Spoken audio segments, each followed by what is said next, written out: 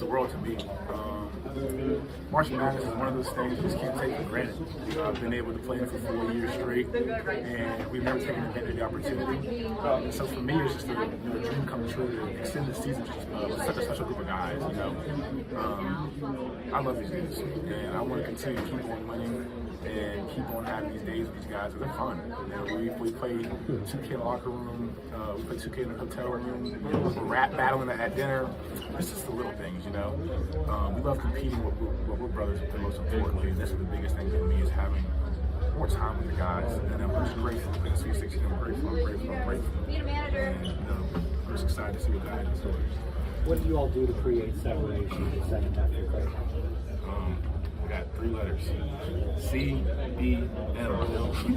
I mean, that dude can go. Obviously, top header for the greatest freshman in the country. I don't care what he says, but CDM's a difference maker. When he's hot, no one's stopping him.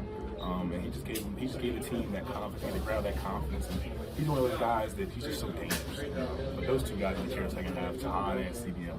Defensively, it looks like you guys made some adjustment on the camera because he couldn't miss in the first half, and I don't know if he would score in the second half. Yeah, I mean, that dude right there. I think Coach Team Pro said, he had 4 threes on 0 dribbles. And I'm like, I'm not going to get Klay Thompson. And so for me, I just told the guy, I said, hey, if we get that guy 1 more 3, we're going to begin a fight because he's a dangerous shooter. I mean, he's only a freshman, so he has time, and I'm excited to see what kind of player he develops into. I guess another fairly friendly track. I mean, now Indianapolis, that's not much farther than either. We're going to Atlanta. Oh, Atlanta, okay. Yeah. So you're getting closer to home then.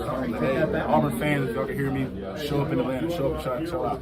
What did you think of the Auburn fans tonight? Oh, man. I mean, God, it was hard to get out of the hotel. They were just jam-packed, and I love it. They actually provide us energy, and they just provide us a great crowd. It's so amazing to have them here. They traveled, and then we reward them with the win. But just keep on traveling, guys. We'll keep rewarding them. You said you were not going to be happy until you get to the Final Four or win it all. I think you said that the other day. So how do you put a second win in its proper perspective? I think this game just gives us confidence and allows us to get high. We see how dangerous we are on defense. We see how dangerous we are on offense as well. It's a great team. And you're one tough guy. You just tore that patch right off. Yeah. But Creighton's a great team. I like to see, we just need that confidence going in. We lost some really close competitive games down the stretch, and we kind of forgot who we were. And we had a team meeting yesterday at breakfast, kind of just saying, hey, we've been slipping up the past few weeks, but let's just fix it. And the guys have been showing up ever since, and we're on time to breakfast, on time to lunch, on time to shoot, on time to the bus. It's a little thing that we can control, and it shows these guys are just bought in and locked in. Dylan, you talked after the game Thursday about, kind of need to step up a little bit if you guys wanted to keep the season alive. What did you see today when it came to that? Guys wanted to fight. Guys wanted to fight. I kept telling myself, I got 20 more minutes until I'm at halftime. There's 20 more minutes. And it's one of those things where you're conditioning and you hit that wall, but there's just do you want to just quit and have your season be over with, or you want to prolong your season? So the biggest thing for me was just fighting so I don't have a life full of regret. And that's going to take me to all these guys. Taha stepped up, Chad stepped up. Everyone really stepped up to the game because they didn't want to go home. They were just desperate. That's what we needed. We just played more desperate. You guys dominated the paint today. You had a lot of second chance, a lot of offensive rebounds.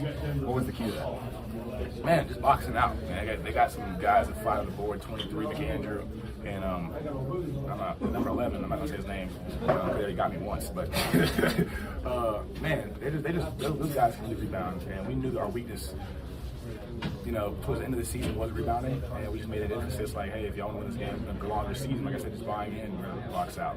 The big dunk that you had down on Cardwell, how much energy did that give you guys? Nothing in the office for me.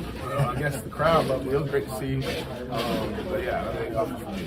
You guys are on the Sweet 16 for the first time since 2019. It's a cliche question, but why this team? Why were you guys able to get to this? Experience, experience. Look at my sophomore year, we were one of the best teams in Auburn history. We had 2 first-round draft picks in Jabari and Walker Kessler, but our most experienced player didn't play. We had nobody that played in the March Madness. We had nobody that played in these high-pressure stake situation games. And this team, we had the hardest non-conference schedule probably in basketball history.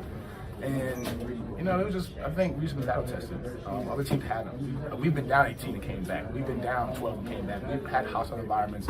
We went undefeated for a long time on the road. Other teams just didn't do that. And, we had some dogs. That's the biggest thing. Give experienced dogs. You guys were working inside tonight with 42 points in the paint. What else did you see inside Hedberg was able to go off to? Yeah, I have no idea. I can't lie to you. I didn't think we were going inside that much because I walked from the country. I didn't know why everybody was going to try him today, but like I say, he's a great competitor. I really have no idea why everybody was going to paint, but they did have confidence. How important were the little things that Cheney did? You know, the kick ball and the out of bounds to get you guys a little bit more pressure front there. Cheney's a glue guy. You know, I'm really glue, but he's Elmer's glue. You know what I'm saying? He's still glue. But at the end of the day, like, he's so important to our team. Everybody's so important, but I love Cheney. He's an unsung hero. And he's one of those guys that just, no matter, he doesn't care about the praise. He doesn't care about, you know, the fame, the money. He just wants to hoop. He's a hooper. And I love that most about him. He's so important to the team. Are you good? It looked like you went down. I don't know. Was it a cramp? Was it hammy? What was it? I just be cramping. I don't know why. I just be cramping. So, Okay. yeah, I be trying to, I eat right. You know what I'm saying? I sleep right. I'm drinking right.